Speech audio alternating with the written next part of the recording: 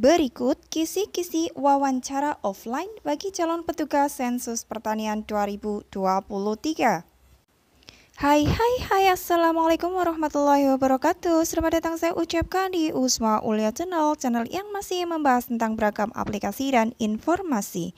Informasi pada kali ini masih akan saya bahas informasi terbaru seputar Badan Pusat Statistik dan kaitannya tentang calon petugas Sensus Pertanian 2023 dan lebih spesifiknya yaitu tentang kisi-kisi untuk wawancara offline bagi calon petugas Sensus Pertanian 2023.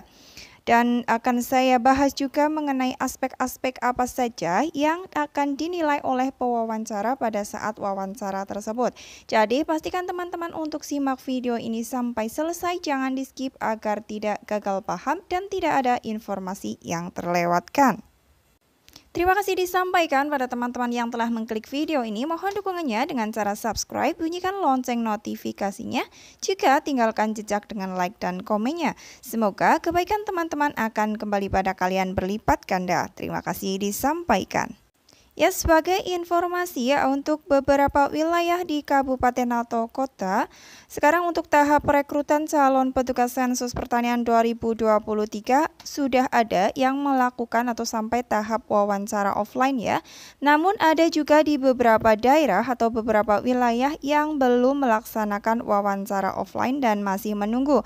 Untuk itu bagi teman-teman yang sudah melakukan wawancara offline, bisa teman-teman tulis di kolom komentar bagaimana keadaan atau sudah sampai tahap mana untuk proses rekrutmen calon petugas Sensus Pertanian 2023 di daerah kalian. Dan bagi teman-teman yang belum melaksanakan wawancara offline, maka bisa teman-teman jadikan referensi ya atau rujukan, karena akan saya bahas untuk aspek-aspek apa saja yang dinilai oleh pewawancara pada saat tahap wawancara offline bagi calon petugas Sensus Pertanian 2023. Langsung saja untuk yang pertama, aspek yang dinilai yaitu aspek kepribadian. Aspek kepribadian ini meliputi bagaimana cara teman-teman berpakaian, kira-kira formal atau tidak, rapi atau tidak, itu masuk ke penilaian kepribadian ya, aspek kepribadian. Terus kemampuan berbicara teman-teman, misalkan dalam saat pertama kali teman-teman memasuki ruangan, bagaimana cara teman-teman memperkenalkan diri, itu juga masuk ke aspek kepribadian. Kemudian juga cara meyakinkan pewawancara. Jadi saat teman-teman ditanya, teman-teman akan memberikan jawaban dan bagaimana cara teman-teman menyampaikan jawaban tersebut. Kemudian cara untuk menjawab pertanyaan dan juga kelengkapan berkas yang dibawa. Ini masuk untuk aspek kepribadian. Untuk yang kedua, aspek yang dinilai untuk wawancara offline yaitu aspek loyalitas atau integritas. Untuk aspek yang kedua ini yaitu aspek loyalitas dan integritas, yaitu mengenai teman-teman akan kesanggupan teman-teman untuk melaksanakan pelatihan. Jadi teman-teman akan ditanya, kira-kira sanggup atau tidakkah Anda untuk melaksanakan pelatihan misalkan di bulan Mei mendatang atau seperti itu ya. Maka di sini akan dihasilkan dua kemungkinan jawaban, yaitu ya atau tidak. Kemudian akan ditanyakan juga apakah teman-teman sanggup untuk menandatangani kontrak. Kontrak yang dimaksud di sini adalah kontrak kerja. Jika teman-teman bersedia atau sanggup untuk menandatanganinya, artinya teman-teman harus paham bahwa teman-teman itu harus tunduk pada aturan kontrak yang ada yang sudah disiapkan oleh BPS nantinya ya. Seperti itu. Dan untuk jawaban iya atau tidak dari bagaimana teman-teman menjawab itu juga masuk ke penilaian. Misalkan teman-teman dalam menjawab bisa saja menjawab iya, tapi cara menjawabnya itu biasa saja atau kurang tegas, itu juga masuk ke penilaian. Jadi intinya berikan tampilan yang terbaik dan pesan dari saya atau masukan dari saya, jika teman-teman ditanya, tataplah mata si penanya ya, atau dalam hal ini pewawancara, untuk meninggalkan kesan kita itu tegas, kita itu siap, seperti itu. Aspek yang ketiga yang dinilai yaitu aspek kemampuan bertahan. Sama, ini kita akan ditanyakan tentang bagaimana kita bisa bertahan saat kita sedang melaksanakan sensus pertanian ya.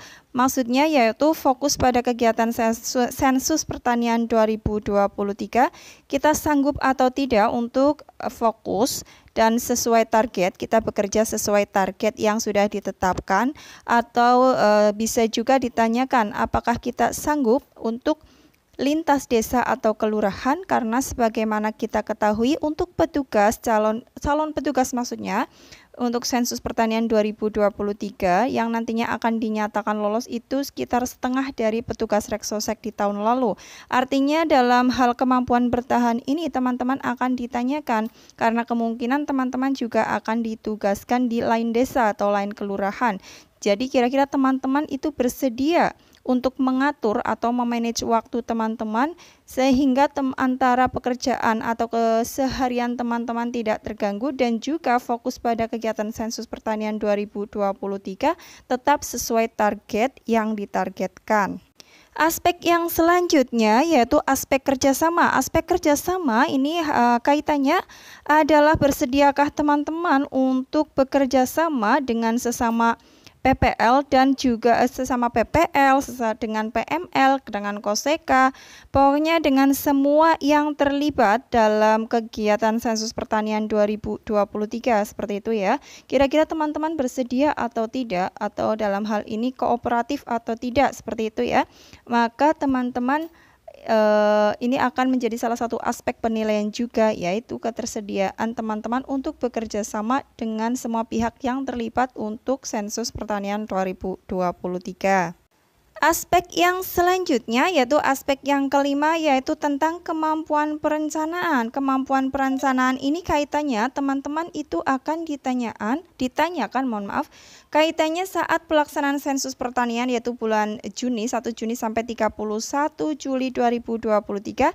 Kira-kira teman-teman ada atau tidak berada di tempat di mana teman-teman melamar, ada di lokasi atau tidak, apakah ada rencana lain seperti itu, atau memang ada pada tempat domisili teman-teman. Kemudian ada juga ditanyakan juga kira-kira ada motor yang bisa dipakai untuk teman-teman atau tidak, karena sebagaimana kita ketahui berkaitan ya dengan aspek sebelumnya, kita bisa saja ditugaskan di lintas desa atau kelurahan, maka dalam hal ini kita membutuhkan motor sebagai alat transportasi untuk menuju ke kelurahan atau desa yang lain tersebut. Selain itu juga perencanaan mengenai HP atau Android ada atau tidak, karena sebagaimana kita ketahui untuk pelaksanaan sensus pertanian 2023 juga ada aplikasi Wilkerstat yang digunakan untuk tagging keluarga usaha tani nantinya ya.